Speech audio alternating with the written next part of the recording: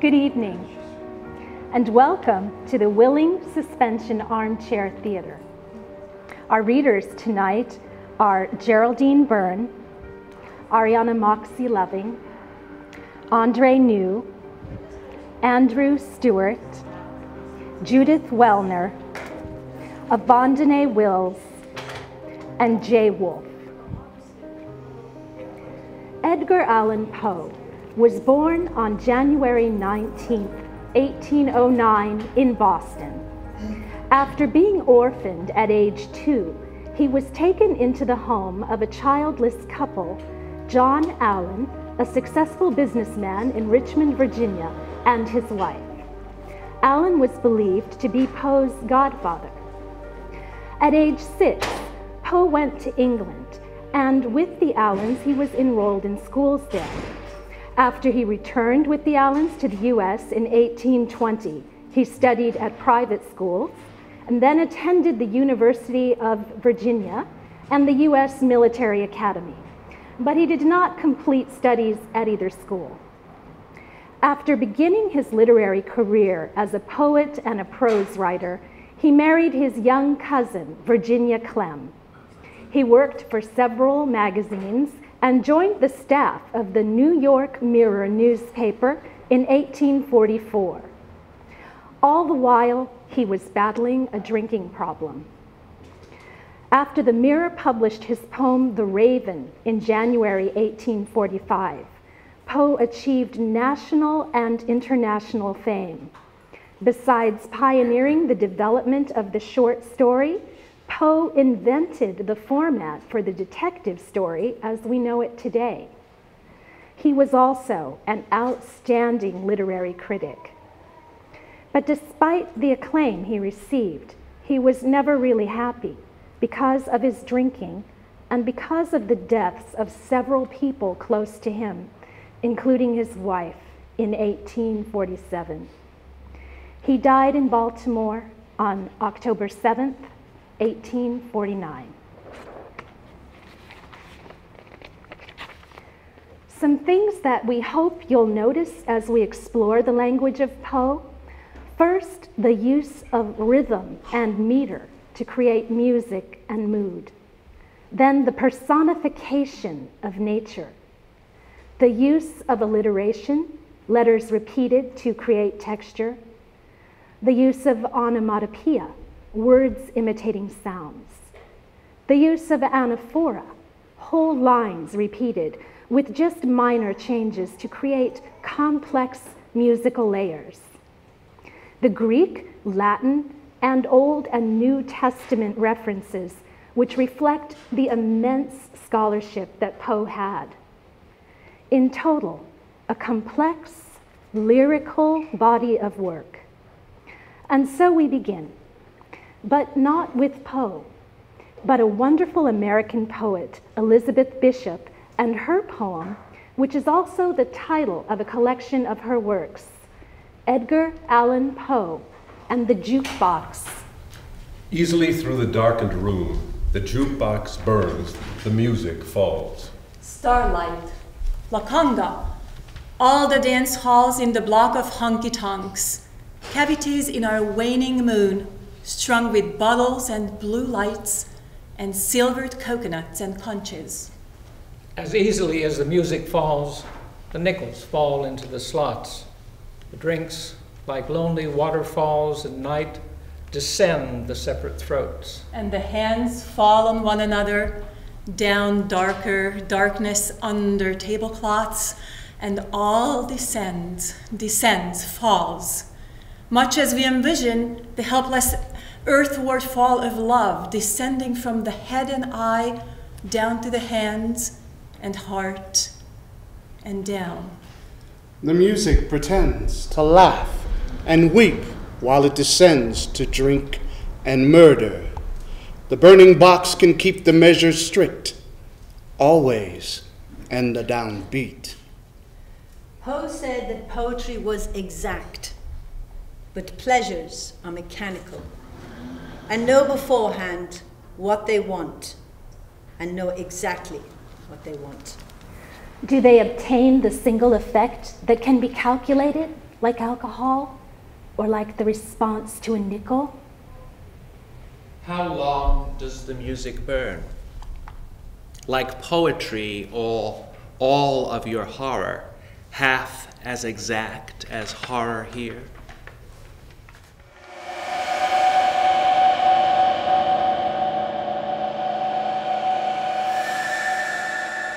Alone.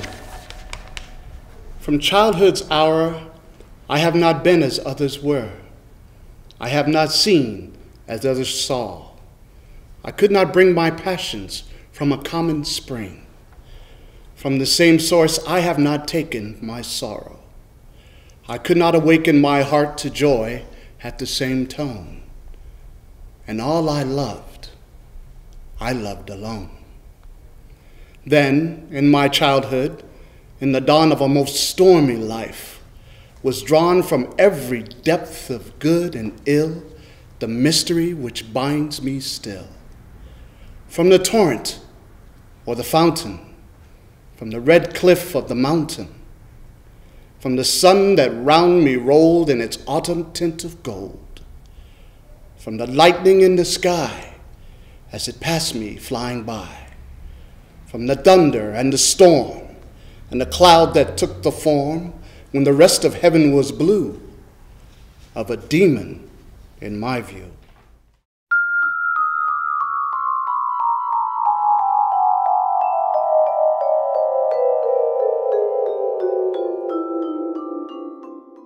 Gaily bedight, a gallant knight in sunshine and in shadow, journeyed long, singing a song in search of El Dorado.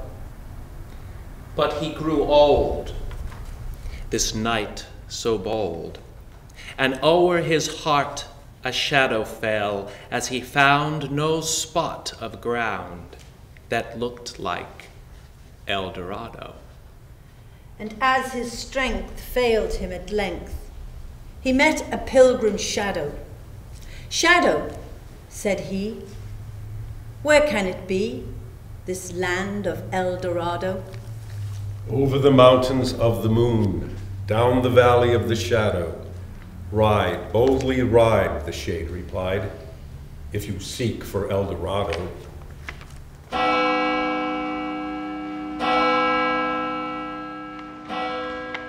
The Bridal Ballad, first published in 1837 in the Southern Literary Review. This is one of only a few poems written from a woman's perspective. A woman who tells the story of her first love, Delorme, who has died, fallen in battle. The ring is on my hand, and the wreath is on my brow. Satin and jewels grand are all at my command, and I am happy now. And my Lord, he loves me well. But when first he breathed his vow, I felt my bosom swell. For the words rang as a knell, and the voice seemed his who fell in the battle down the dell, and who is happy now. But he spoke and reassured me, and he kissed my pallid brow. While a reverie came o'er me, to the churchyard bore me, and I sighed to him before me, thinking him dead Delorme. Oh, I am happy now. And thus the words were spoken, and this plighted vow, and though my faith be broken, and though my heart be broken, here is the ring as a token that I am happy now. Would God I could awaken, for I dream I know not how, and my soul is sorely shaken, lest an evil step be taken, lest the dead who is forsaken may not be happy now.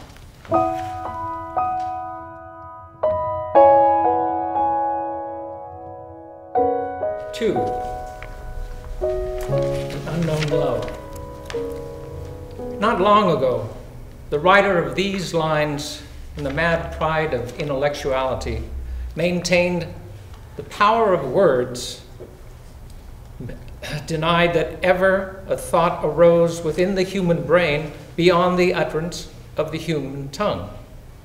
And now, as if in mockery of that boast, two words, two foreign, soft dissyllables, Italian sounds, made only to be murmured by angels dreaming in the moonlit dew that hangs like chains of pearl on Hermon Hill, have stirred from out the abysses of his heart. Unthought-like thoughts that are the souls of thought, richer, far wilder, far diviner visions than even Seraph Harper Israfel, who has the sweetest voice of all God's creatures, could hope to utter. And my spells are broken. The pen falls powerless from my shivering hand. With thy dear name as text, though bidden by thee, I cannot write. I cannot speak or think. Alas, I cannot feel, for 'tis not feeling, this standing motionless upon the golden threshold of the wide open gate of dreams, gazing in trance adown the gorgeous vista and thrilling as I see upon the right, upon the left, and all the way along amid empurpled vapors, far away to where the prospect terminates, thee only.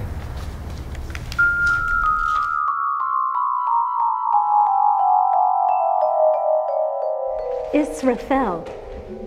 Israfel was an Islamic angel, a servant of God, and a musician who it is said will awaken the dead for final judgment on the day of resurrection at the end of the world.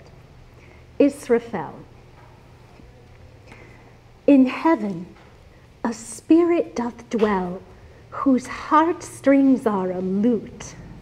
None sing so wildly well as the angel Israfel. And the giddy stars, so legends tell, ceasing their hymns, attend the spell of his voice, all mute.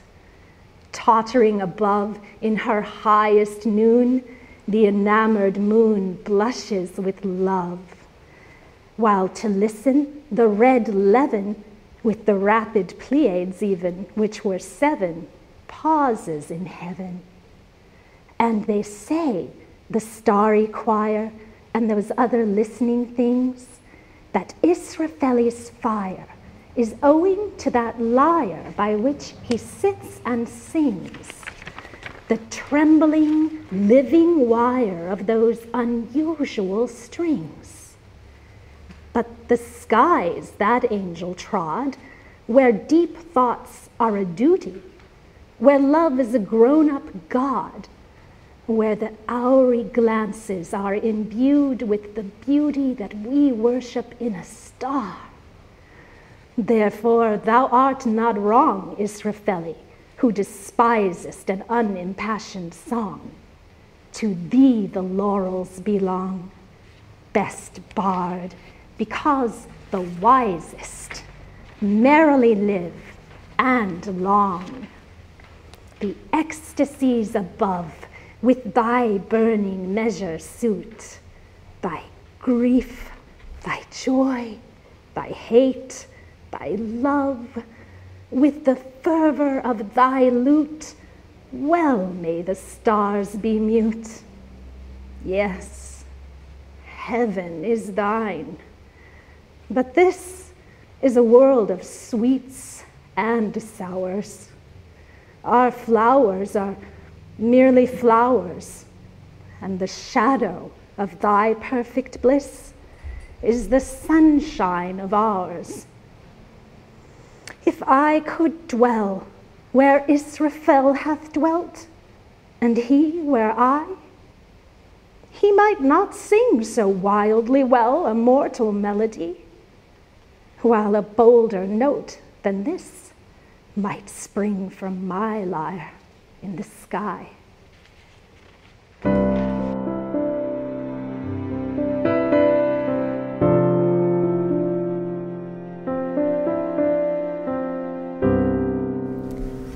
Helen.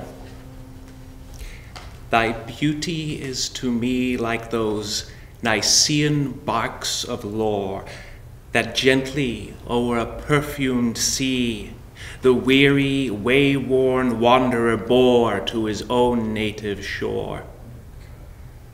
On desperate seas long wont to roam, thy hyacinth hair, thy classic face, thy naiad airs have brought me home to the glory that was Greece and the grandeur that was Rome.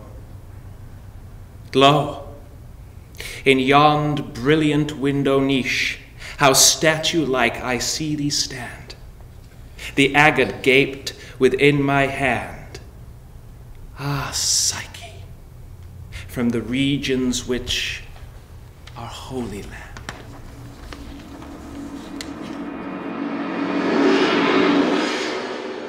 The Colosseum, 1833. The Colosseum explores Rome as a past glory that still exists in imagination. Poe submitted the poem to a contest sponsored by the Baltimore Saturday Visitor, which offered a prize of $25 to the winner. The judges chose a poem submitted by editor John Hill Hewitt under the pseudonym Henry Wilton. Poe was outraged by what he considered nepotism. Hewitt later claimed that the two had a fist fight in the streets of Baltimore, but no evidence proves this event.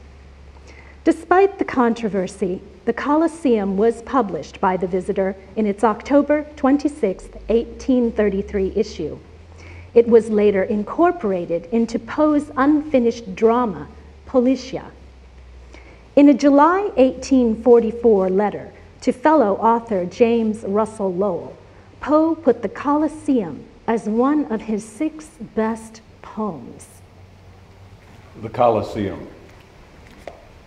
Type of antique Rome, rich reliquary of lofty contemplation left to time by buried centuries of pomp and power. At length, after so many days of weary pilgrimage and burning thirst for the springs of lore that in thee lie, I kneel, an altered and a humble man, amid thy shadows, and so drink within my very soul thy grandeur, gloom and glory, vastness and age, and memories of eld, silence and desolation, and dim night. I feel ye now. I feel ye in your strength. O spells more sure than e'er a Judean king taught in the gardens of Gethsemane. O charms more potent than the rapt Chaldee ever drew down from out the quiet stars. Here, where a hero fell, a column falls. Here, where the mimic eagle glared in gold, a midnight vigil holds the swarthy bat. Here, where the dames of Rome their gilded hair waved to the wind, now wave the reed and thistle.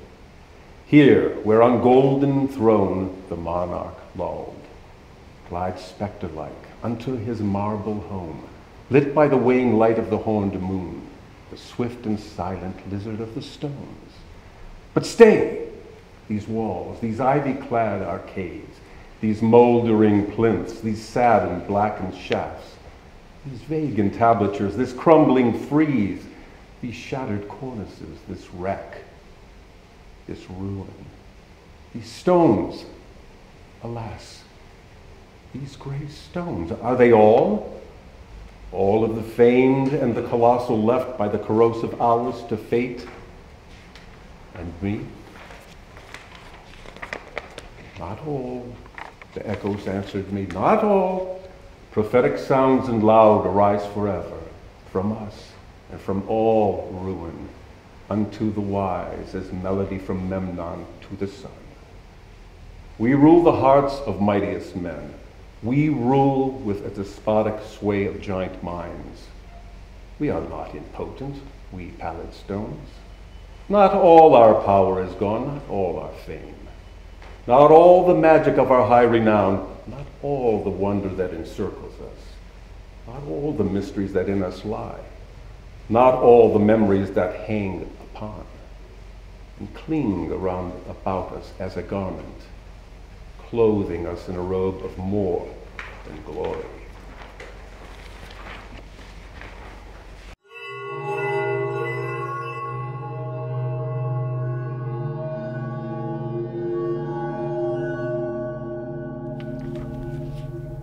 How shall the burial rite be read, the solemn song be sung, the requiem for the loveliest dead that ever died so young?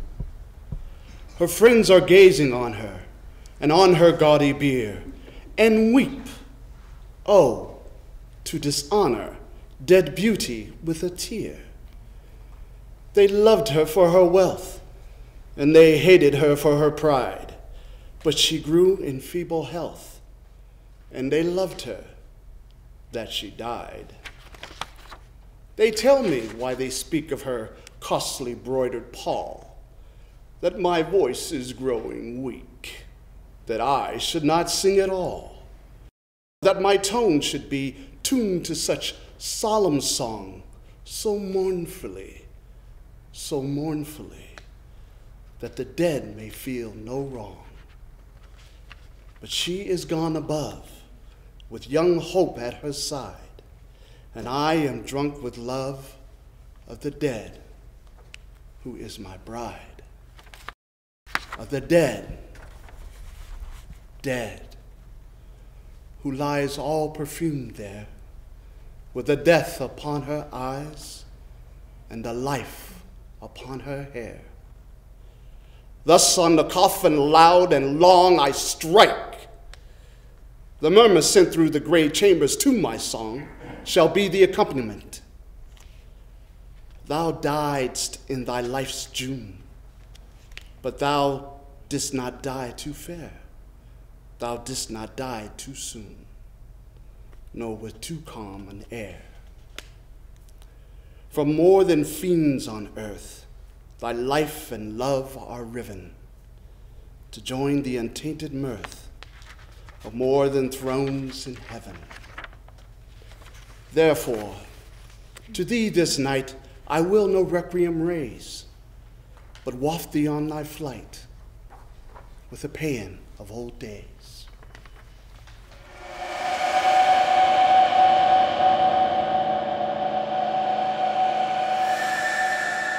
A dream within a dream.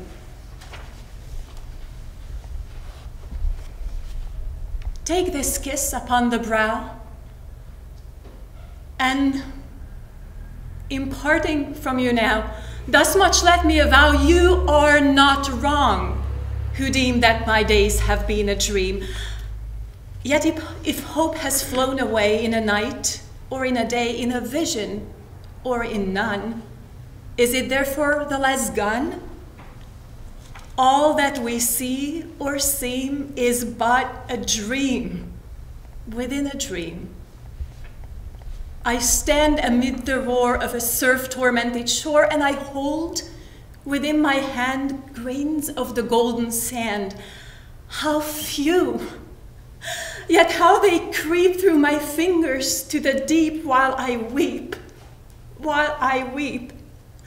Oh God! Can I not grasp them with a tighter clasp? Oh God, can I not save one from the pitiless wave? Is all that we see or seem but a dream within a dream?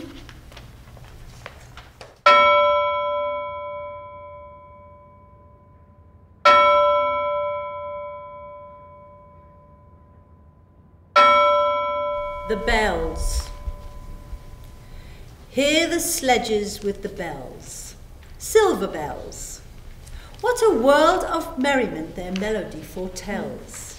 How they tinkle, tinkle, tinkle, in the icy air of night, while the stars that oversprinkle all the heavens seem to twinkle with a crystalline delight. Keeping time, time, time, in a sort of runic rhyme, to the tintinnabulation that so musically wells from the bells. Bells, bells, bells, bells, bells, bells, from the jingling and the tinkling of the bells. Hear the mellow wedding bells, golden bells. What a world of happiness their harmony foretells. Through the balmy air of night, how they ring out their delight from the molten golden notes, and then in tune, what a liquid ditty floats to the turtle dove that listens while she gloats on the moon. Oh, from out the sounding cells, what a gush of euphony voluminously wells, how it swells, how it dwells on the future. How it tells of the rapture that impels to the swinging and the ringing of the bells, bells, bells, of the bells, bells, bells, bells, to the rhyming and the chiming of the bells. Hear the loud alarum bells, brazen bells. What a tale of terror now their turbulency tells. In the startled ear of night, how they scream out their affright. Too much horrified to speak, they can only shriek, shriek out of tune, in a clamorous appealing to the mercy of the fire, in a mad expostulation with the death and frantic fire, leaping higher, higher, higher with a desperate desire and a resolute endeavor, now to sit or never by the side of the pale-faced moon. Oh, the bells, bells, bells, what a tale of terror they tell of despair, how they clang and clash and roar. What a horror they outpour on the bosom of the palpitating air.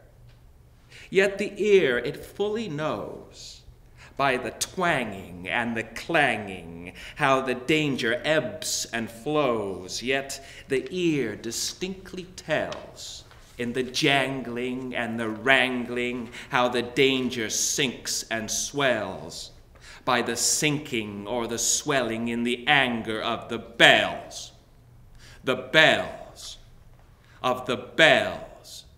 bells, bells, bells, bells, in the clamor and the clangor of the bells.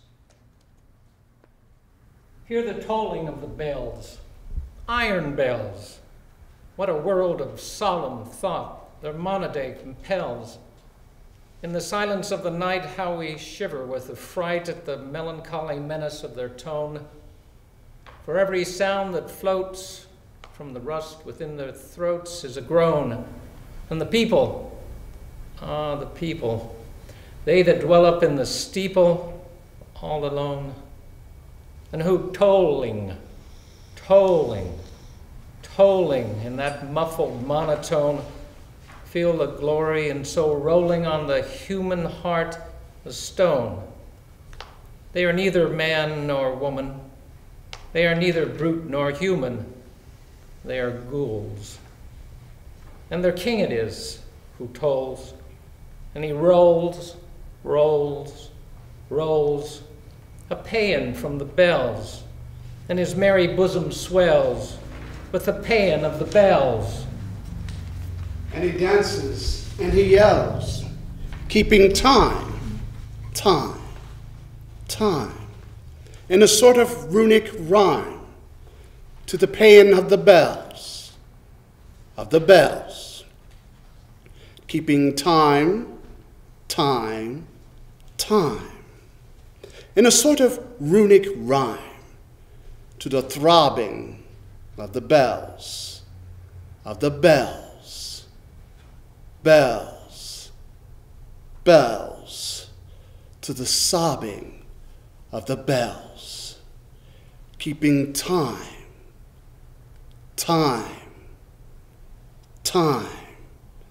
as he knells,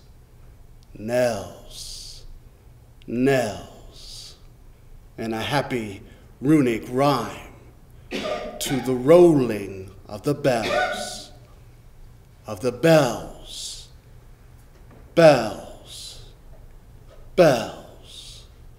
to the tolling of the bells,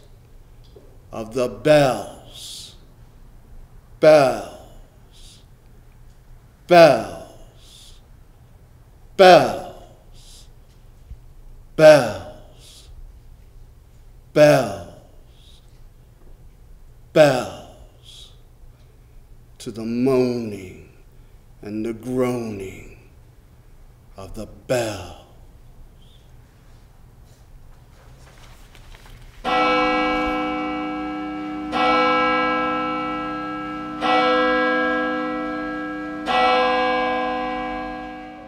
Loom, a ballad written in 1847, several months after his beloved wife Virginia died.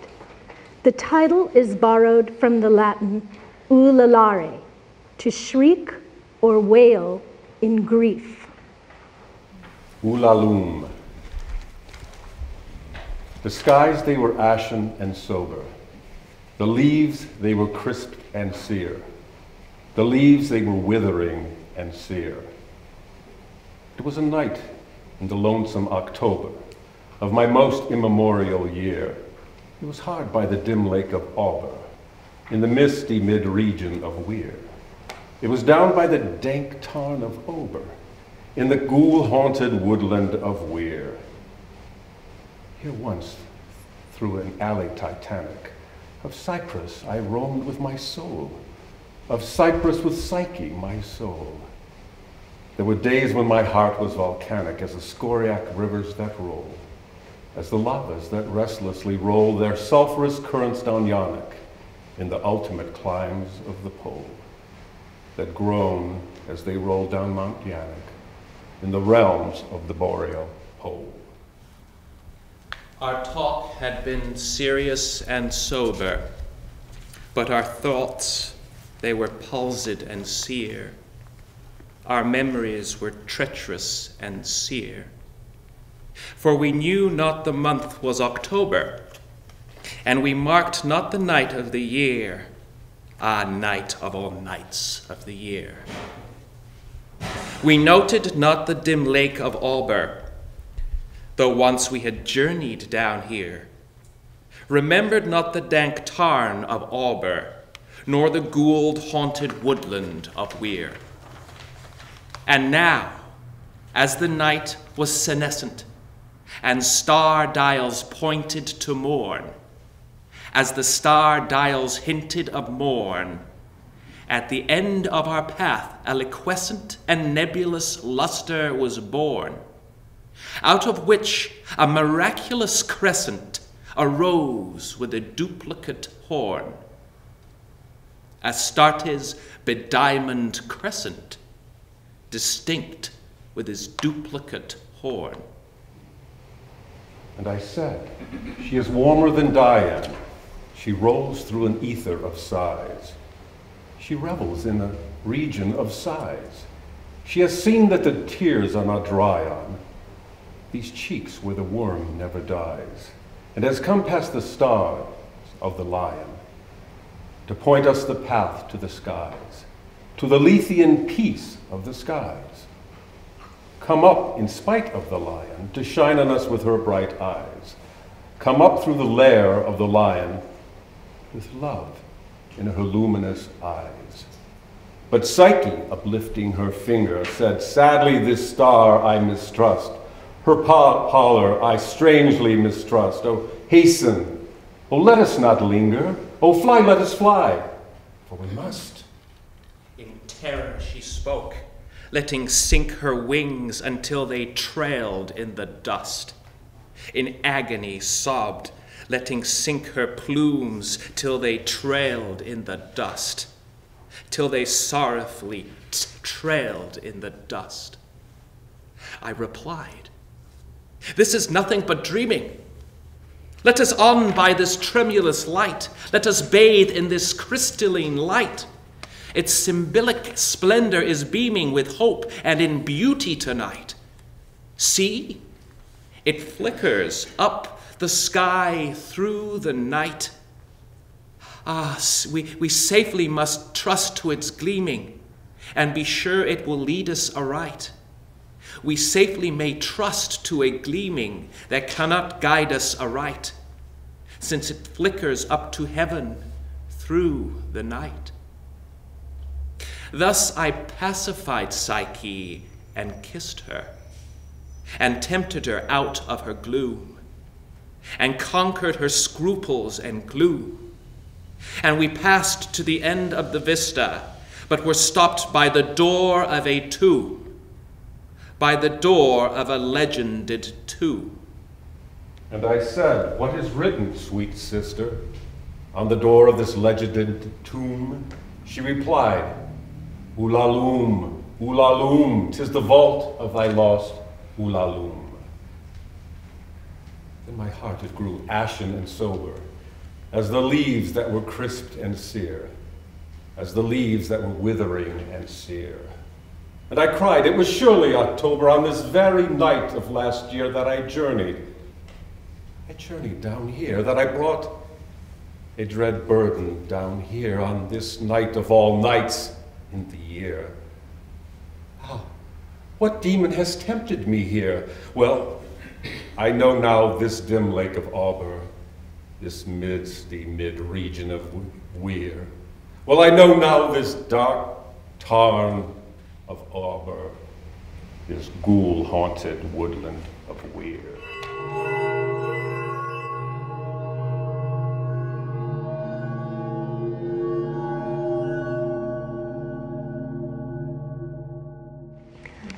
From the fall of the House of Usher, the poem The Haunted Palace, which is also known as In the Greenest of Our Valleys. In the greenest of our valleys, by good angels tenanted, once fair and stately palace, radiant palace, reared its head. In the monarch Thought's dominion it stood there. Never seraph spread a pinion over fabric half so fair. Banners, yellow, golden, glorious, on its roof did float and flow. All this was in the olden time, long ago. And every gentle air that dallied in that sweet day, along the ramparts, plumed and pallid, a winged odor went away. Wanderers in that happy valley through two luminous windows saw spirits moving musically to a lute's well-tuned law. Round about a throne where sitting Porphyrogene, in state his glory well befitting, the ruler of the realm was seen. And all with ruby and pearl glowing was the fair palace door, through which came flowing, flowing, flowing, and sparkling evermore a troop of echoes whose sweet duty was but to sing in voices of surpassing beauty the wit and wisdom of their king. But evil things in robes of sorrow assail the monarch's high estate. Ah, let us mourn, for never tomorrow shall dawn upon him desolate. And round about his home, the glory that blushed and bloomed is but a dim remembered story of the old time entombed.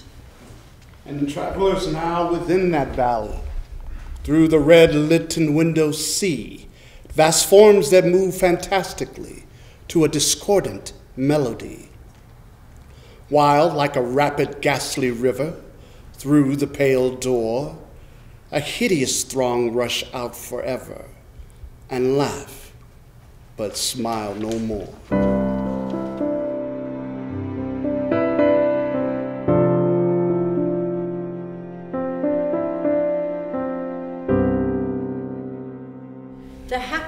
day. The happiest day, the happiest hour, my seared and blighted heart hath known. The highest hope of pride and power I feel hath flown. Of power, said I, yes, such I ween, but they have vanished long, alas. The visitors of my youth have been, but let them pass. And pride, what have I now with thee? Another brow may even inherit the venom thou hast poured on me. Be still, my heart. The happiest day, the happiest hour, mine eyes shall see, have ever seen. The brightest glance of pride and power I feel have been. But were that hope of pride and power now offered with the pain, even then I felt that brightest hour I would not live again. For on its wings was dark alloy, and as it fluttered fell an essence, powerful to destroy a soul that knew it well.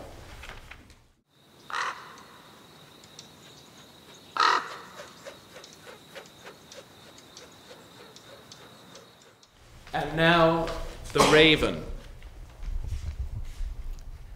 Once upon a midnight dreary, while I pondered, weak and weary, over many a quaint and curious volume of forgotten lore, while I nodded, nearly napping, suddenly there came a tapping, as someone gently rapping at my chamber door.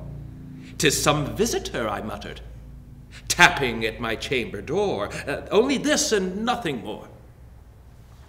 Ah, distinctly I remember it was in the bleak December, and each separate dying ember wrought its ghost upon the floor. Eagerly I wished the morrow, vainly I had sought to borrow from my books surcease of sorrow, sorrow for the lost Lenore, for the rare and radiant angel whom the angels name Lenore, nameless here forevermore. And the silken, sad, uncertain rustling of each purple curtain thrilled me, filled me with fantastic terrors never felt before, so that now, to still the beating of my heart, I stood repeating, "'Tis some visitor entreating entrance at my chamber door, some late visitor entreating entrance at my chamber door. This it is, and nothing more." Presently, my soul grew stronger, hesitating then no longer. "Sir," said I, or madam, "truly your forgiveness I implore, but the fact is I was napping, and so gently you came rapping, and so faintly you came tapping at my chamber door that I scarce was sure I heard you. Here, I opened wide the door. Darkness there, but nothing more." Deep into that darkness peering, long I stood there wondering, fearing, doubting, dreaming dreams no mortals ever dreamed to dream before. But the silence was unbroken, and the stillness gave no token, and the only word there spoken was the whispered word, "Lenore." This I whispered, and an echoed murmured back the word, "Lenore." Merely this, and nothing more. Back into the chamber turning, all my soul within me burning, soon again I heard a tapping, somewhat louder than before. "Surely," said I, "surely that is something at my window lattice. Let me see then what thereat is, and this mystery explore. Let my heart be still a moment, and this mystery explore. 'Tis the wind, and nothing more. Open here I flung the shutter, when with many a flirt and flutter, in there stepped a stately raven of the saintly days of yore. Not the least obeisance made he, not a minute stopped or stayed he, but with mien of lord or lady, perched above my chamber door, perched upon a bust of Pallas just above my chamber door, perched and sat, and nothing more. Then, this ebony bird beguiling my sad fancy into smiling, by the grave and stern decorum of the countenance it wore. Though thy crest be shorn and shaven, thou, I said, art sure no craven, ghastly, grim, and ancient raven, wandering from the nightly shore. Tell me what thy lordly name is on the night's Plutonian shore. Quoth the raven, nevermore. Much I marveled this ungainly fowl to hear discourse so plainly, though its answer little meaning, little relevancy bore. For we cannot help agreeing that no living human being ever yet was blessed with seeing bird above his chamber door, bird or beast upon the sculptured bust above his chamber door, with such a name as Nevermore. But the raven, sitting lonely on the placid bust, spoke only that one word, as if his soul in that one word he did outpour. Nothing further than he uttered, not a feather than he fluttered, till I scarcely more than muttered, other friends have flown before. On the morrow he will leave me, as my hopes have flown before. Then the bird said, nevermore. Startled at the stillness broken by reply so aptly spoken, doubtless, said I, what it utters is only its only stock and store, caught from some unhappy master whom unmerciful disaster followed fast and followed faster, till his songs one burden bore, till the dirges of his hope that melancholy burden bore of nevermore. But the raven, still beguiling all my fancy into smiling, straight I wheeled a cushioned seat in front of bird and bust and door. Then upon the velvet sinking, I betook myself to linking fancy unto fancy, thinking what this ominous bird of yore, what this grim, ungainly, ghastly, gaunt, and ominous bird of yore meant in croaking nevermore. This I sat engaged in guessing, but no syllable expressing to the fowl whose fiery eyes were now burning into my bosom's core. This and more I sat divining, with my head at ease reclining, on the cushion's velvet lining that the lamplight gloated o'er, but whose velvet lining with the lamplight gloating o'er, she shall press, nevermore. Then methought the air grew denser, perfumed from an unseen censer, swung by seraphim whose footfalls tinkled on the tufted floor. Wretch, I cried, thy God hath lent thee, by these angels he hath sent thee, respite and nepenthe from my memories of Lenore. Quaff this kind nepenthe, and forget this lost Lenore. Quoth the raven, nevermore.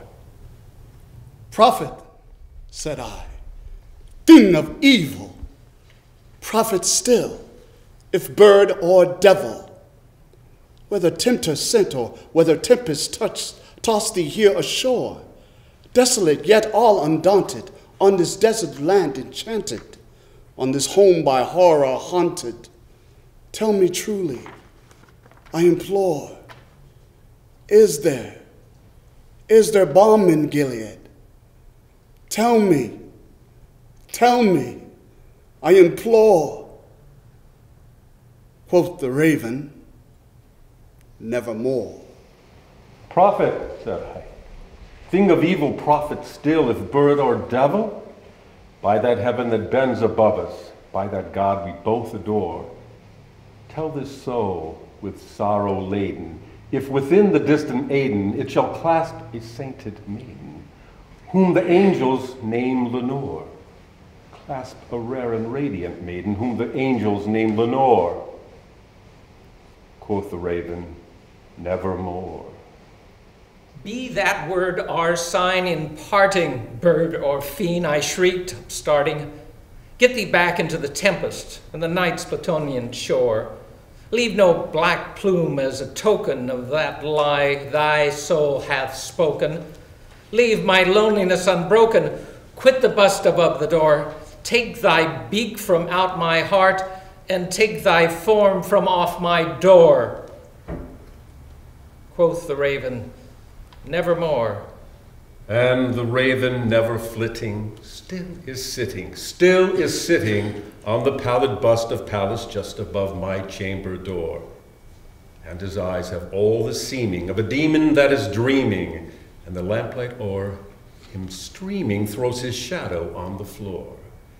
And my soul from out that shadow that lies floating on the floor shall be lifted nevermore.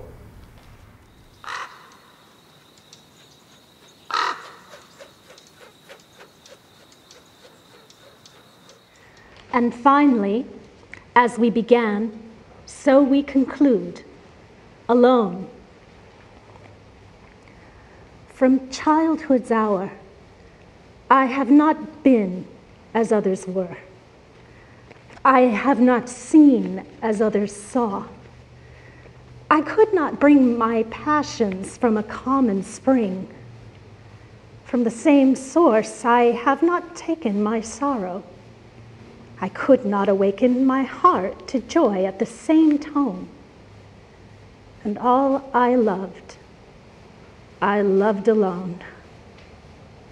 Then, in my childhood, in the dawn of a most stormy life, from every depth of good and ill, the mystery which binds me still, from the torrent or the fountain, from the red cliff of the mountain, from the sun that round me rolled in its autumn tint of gold, from the lightning in the sky as it passed me flying by, from the thunder and the storm and the cloud that took the form when the rest of heaven was blue, of a demon in my view.